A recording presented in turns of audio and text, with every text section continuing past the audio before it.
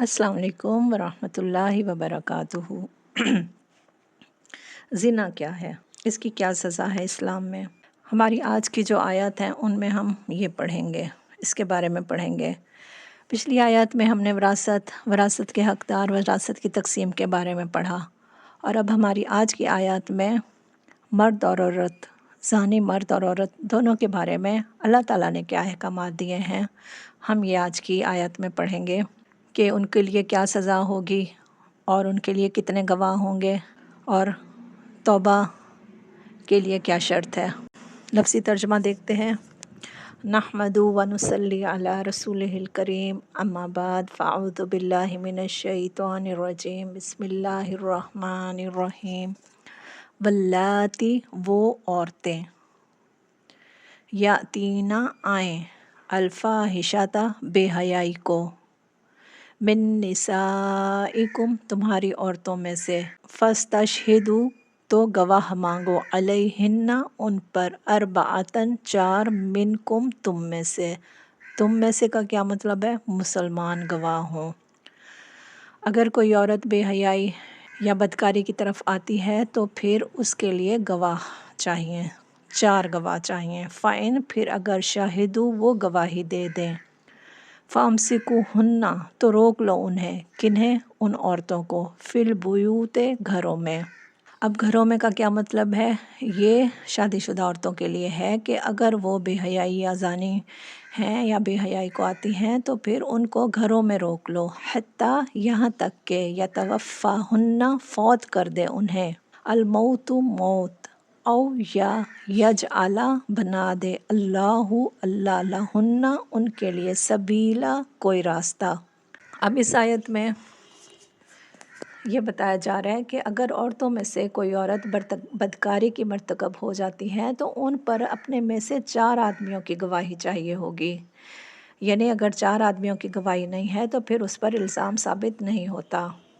फिर यह है कि अगर 4 आदमी गवाही दे देते हैं तो फिर क्या करना है उनके साथ, कि उनको घरों में बंद रखना है यहाँ तक कि उनको मौत आ जाए, यानी उनको घर से बाहर या इधर उधर जाने की इजाज़त ना होगी, और मौत आने तक वो अपने घर में ही रहेंगी। या फिर ये है कि उनमें से अल्लाह उनके लिए कोई रास्ता निकाल दे। ये वाला जो हुक्म था ना, ये इस्लाम के आगाज़ में था जब ज़िना के लिए कोई हतमी सज़ा मुकर्रर नहीं हुई थी। फिर यह है कि औरतों के ज़िना साबित करने के लिए 4 गवाहों की शर्त भी थी, जैसा कि आयत में भी मौजूद है, ताकि बेजा इल्ज़ाम से औरत महफूज रहे। फिर यह है कि ऐसी औरतों को घरों में कैद रखा जाए ताकि वो गुनाह से रुकी रहें, यानी वो इस अमल को बार बार ना करें बल्कि वो गुनाह से रुकी रहें। लेकिन फिर ये हुआ कि यह हुक्म बाद में मनसूख कर दिया गया था, और फिर सूरत अल-नूर में इसके मुतल्लिक मुकम्मल अहकामात आए थे, जिसमें फिर ज़ानी औरत और मर्द की सज़ा जो थी वो 100 कोड़े थी। इससे यह है कि फिर बाज़ आयत ऐसी आई थी कि शरीयत के अहकामात जिनके लिए बतदरीज चेंज भी हुए थे। फिर यह है कि ये क्योंकि एक औरत की इज़्ज़त नफ्स का सवाल है, इज़्ज़त का सवाल है, तो इसलिए फिर इसके लिए उसकी अस्मत की हिफाजत के लिए सख्त गवाही का भी मयार रखा गया था, यानी 4 गवाह होना बहुत ज़रूरी हैं। वल्लज़ानी, और वो 2 मर्द, या तियानिहा, आएँ, इस बुराई को, किस बुराई को? ज़िना को। वल्लज़ाने, इसमें 2 मर्द और औरत दोनों हैं, मिनकुम, तुम में से, किस में से? तुम में से कौन मुराद है? मुसलमान मुराद हैं। फ़ाज़ूहुमा, तो असियत दो उन दोनों को। फ़ाइन, फिर अगर ताबा, वो दोनों तौबा कर लें, यानी ज़िना के बाद भी तौबा का हुक्म है, तौबा मौजूद है, गुनाहों से फिर उस गुनाह से बाज रहने का हुक्म है। तौबा करो और उस गुनाह से बाज आ जाओ।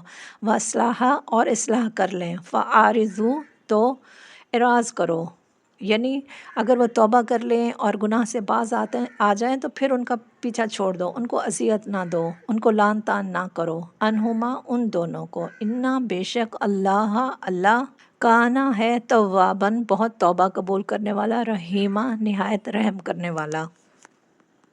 यानी इतने बड़े गुनाह के लिए भी तौबा का दरवाज़ा खुला है। जो शख्स तौबा कर लेता है और अल्लाह से माफ़ी मांग लेता है और फिर उसी गुनाह से बाज आ जाता है तो फिर उसकी तौबा कबूल की जाती है। پھر اس میں یہ ہے کہ یہ بتایا جا رہا ہے کہ اگر تم میں سے جو اس فعل کا ارتکاب کر لیں تو ان دونوں کو تکلیف دو، سخت اذیت دو، لعن طعن کرو، لیکن پھر اگر وہ توبہ کر لیں اور اپنے اصلاح کر دیں تو پھر ان کو چھوڑ دو، کیونکہ پھر ان کو کچھ نہیں کہنا، کچھ بھی کہنے کا، لعن طعن کرنے کا حکم نہیں ہے، کیونکہ اللہ تعالیٰ خود توبہ قبول کرنے والا اور رحم فرمانے والا ہے۔ یہ ہے کہ یہ دونوں آیتیں جو ہیں یہ زنا کی سزا کے طور پر بیان کی گئی تھی۔ پہلی آیت میں صرف زانیہ عورت کے متعلق ہے، اس کی یہ سزا ارشاد ہوئی تھی کہ انہیں تا حکم ثانی قید رکھا جائے۔ پھر دوسری آیت زانی مرد اور زانی عورت دونوں کے بارے میں ہے کہ ان کو اذیت دی جائے، یعنی مارا پیٹا جائے اور ان کی تذلیل کی جائے۔ بعد میں سورۃ نور کی آیت نازل ہوئی تھی جس میں پھر مرد اور عورت دونوں کے لیے ایک ہی حکم دیا گیا تھا کہ انہیں 100 کوڑے لگائے جائیں۔ پہلی منکوحہ عورت کے لیے تھا اور دوسری غیر شادی شدہ عورت کے لیے تھا، یعنی جو منکوحہ عورت ہے اس کو 100 کوڑے لگائے جائیں اور سنگسار کیا جائے۔ اور پھر اس کے بعد سورۃ النور میں اس کا مکمل احکامات بیان ہوئے تھے، مکمل سزا بیان ہوئی تھی۔ انما بے شک التوبۃ توبہ یعنی توبہ قبول کرنا، علی اللہ اللہ کے ذمہ ہے، للذین ان کے لیے جو یعملون عمل کرتے ہیں، السوء برا یعنی گناہ یا زنا وغیرہ، کب کرتے ہیں؟ بجہالت جہالت میں، یعنی وقتی طور پر مغلوب ہو کر، جذبات سے مغلوب ہو کر گناہ کر لیتے ہیں، ثم پھر یتوبون وہ توبہ کر لیتے ہیں، یعنی ان کو اپنی جب غلطی کا احساس ہوتا ہے تو پھر وہ توبہ کر لیتے ہیں، من قریب قریب ہے، قریب سے، فاولئک تو یہی وہ لوگ ہیں، یتوب اللہ مہربان ہوتا ہے اللہ علیہم ان پر، وقان اللہ اور ہے اللہ علیمن دیکھنے والا، جاننے والا، حکیمن بہت حکمت والا، یعنی اللہ تعالیٰ کو یہ سب پتہ ہے کہ گناہ کب ہوا، کس حالت میں ہوا اور کیوں ہوا، یہ سب اللہ تعالیٰ جانتا ہے، یعنی نہ دانستہ لا علمی میں گناہ کرنا اور پھر توبہ، فوراً توبہ کر لینا، جیسے یہ احساس ہو گناہ کا فوراً ہی توبہ کر لینا اور پھر اس گناہ سے باز آ جانا۔ پھر یہ ہے کہ توبہ کیے بغیر اگر گناہ کیا ہوا ہے اور کفر کی حالت میں انسان فوت ہو جاتا ہے تو پھر وہ توبہ قبول نہیں ہوتی، یعنی ہمیں جیسے ہی ہماری غلطی کا احساس ہو فوراً توبہ کریں، اپنی غلطی مانیں اور اس کو پھر چھوڑ دیں۔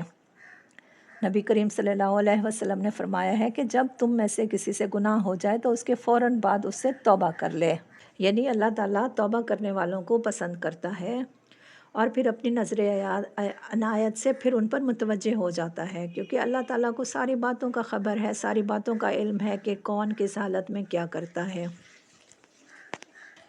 اللہ تعالیٰ ہمیں ہر طرح کی برائی سے محفوظ رکھے اور اللہ تعالیٰ ہماری عزت و عصمتوں کی حفاظت فرمائے، آمین۔ لیسن سننے کے بعد کمنٹ ضرور کیا کریں، ہمارے چینل کو لائک کریں، سبسکرائب کریں اور اسے دوسروں تک شیئر کریں تاکہ خیر پھیلے اور آپ کے لیے صدقہ بن جائے انشاءاللہ۔ سبحانک اللہم و بحمدک، اشہد ان لا الہ الا انت، استغفرک و اتوب الیک۔ السلام علیکم ورحمۃ اللہ۔